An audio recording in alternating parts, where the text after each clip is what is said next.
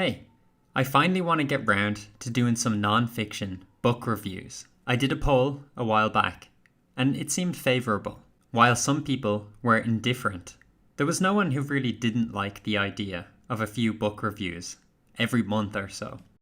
I'm aware of the fact that the videos probably won't be as popular as my videos dunking on Vosh or something, but I am quite passionate about books. And if I could get you some good recommendations of books that you might enjoy, or even convert someone into a reader, I'd be extremely proud of myself. And then I'll get back to laughing at people like Vosh and David Pakman.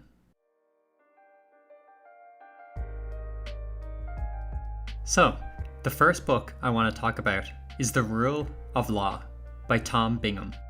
So Tom Bingham is a British judge, and in this book, he seeks to define what the phrase the rule of law is.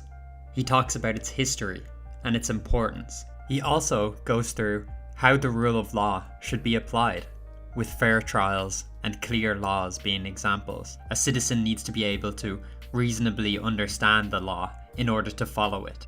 He points out interesting fringe cases with regards to the rule of law. For example, in 1993, a case in Jamaica where the death penalty had been lawfully imposed, but later the prisoner had been executed after an excessive time on death row. A court later ruled that this was unlawful and cruel punishment. He also highlights the dangers of draconian authoritarian governments, citing an example in the US where the CIA captured and tortured a man, seemingly only because he had a name that resembles one of the 9/11 hijackers. This book is quite salient, while people like AOC and Kyle Kulinski are encouraging Joe Biden to ignore a court ruling that they disagree with. I enjoyed this book. It isn't my first book on jurisprudence, and I just finished reading Glenn Greenwald's With Justice and Liberty for Some, which has similar themes. While it's nothing that special with regards to similar books, I did appreciate that its focus was more narrow, helping it to stand out.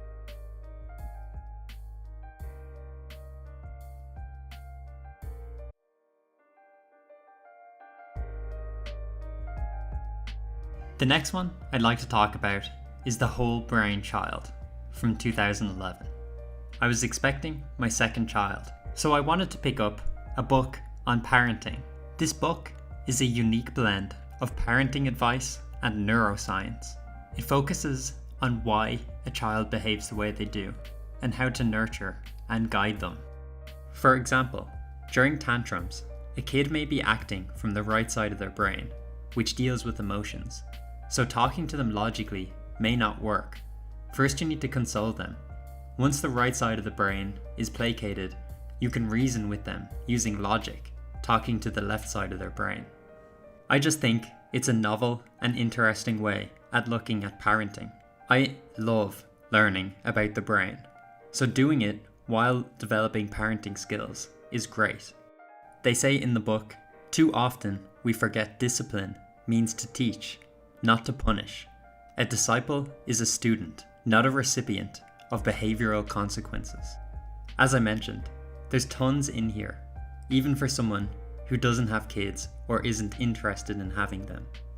For example, they say research shows merely assigning a name or label to what we feel calms down the activity of the emotional circuitry in the right hemisphere. Children and adults need to talk, write about traumatic events to make sense of them. I love this book. I love learning about how the brain works, specifically about the developing minds of children.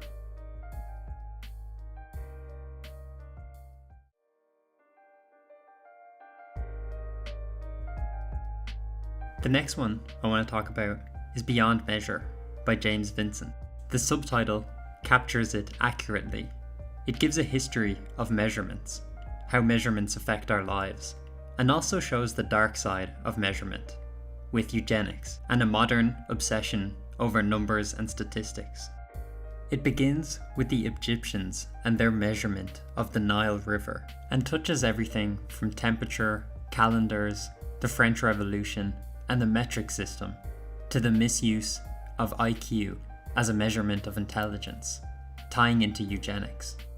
All that was really good and had a lot of interesting facts throughout. Overall, I didn't think the theme of measurement was that strong. As I jumped from chapter to chapter, I had to remind myself that this was a book on the history of measurement. I also disliked that the author tried to shoehorn his politics into the book. He said Tucker Carlson is notoriously xenophobic. You can sense the vitriol in his tone when talking about Brexit, saying people wanted perceived sovereignty.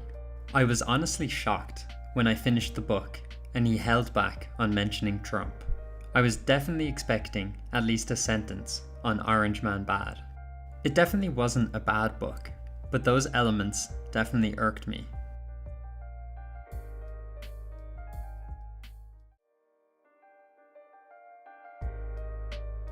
Going from a book that I took issues with to a book I just flat out didn't enjoy. The Price of Peace by Zachary D. Carter is a biography of John Maynard Keynes. I was hoping for an objective look at his life and his economics, but the author is unabashedly biased. The book is heavy on economics, which I liked, and it goes through the economic situation of both world wars. There's an embarrassing chapter on Keynes when working in government, spending taxpayer money on things that he likes. He acknowledges that the working man generally doesn't enjoy things like opera, and yet he spends public money on it, and it's portrayed as this noble, virtuous act. Should you not be spending government money on things that the public actually wants instead of what you enjoy? I tried to stomach the book, but the bias saturated in the pages was too much.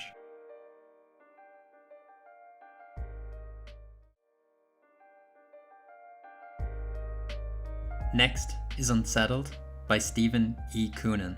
I found out about this book as Stephen Koonin appeared on the Joe Rogan podcast, and Reason TV also did a video about it. This book might be referred to as climate skepticism. While Koonin doesn't deny climate change is happening, he does criticize some of the climate change alarmism surrounding it. While I've talked about climate change skeptics like Michael Shellenberger, unlike Shellenberger, who's just a journalist, Koonin was a scientist for the US Department of Energy under Obama, which makes it a lot harder for critics to blithely dismiss him as a climate change denier. The book is great. It covers a lot of the places where climate change alarmists exaggerate or distort evidence. He uses the best data available to demonstrate his points. He talks about the uncertainty of climate change models and how the media will spin facts to create hysteria. The book is quite data heavy, which is daunting at times.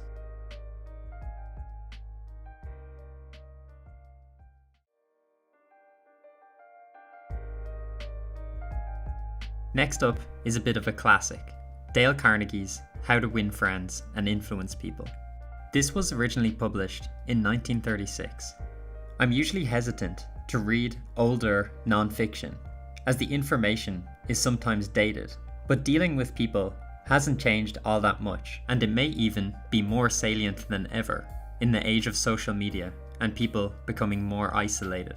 I love the advice offered in this book. It's divided into 4 parts: fundamental techniques in handling people, 6 ways to make people like you, how to win people to your way of thinking, and be a leader.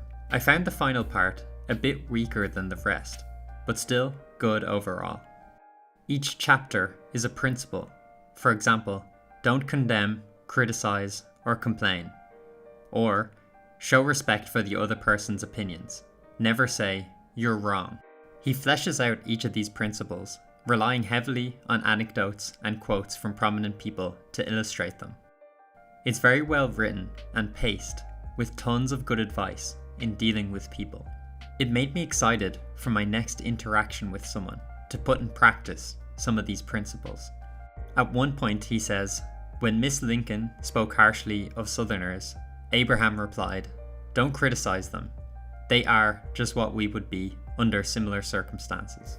That genuinely changed my perspective and when I wanted to get frustrated with someone, I replayed that quote in my head. It really made me appreciate each interaction and helped me be more thoughtful. This book had a profound positive effect on me. It's inoffensive and positive without being anodyne.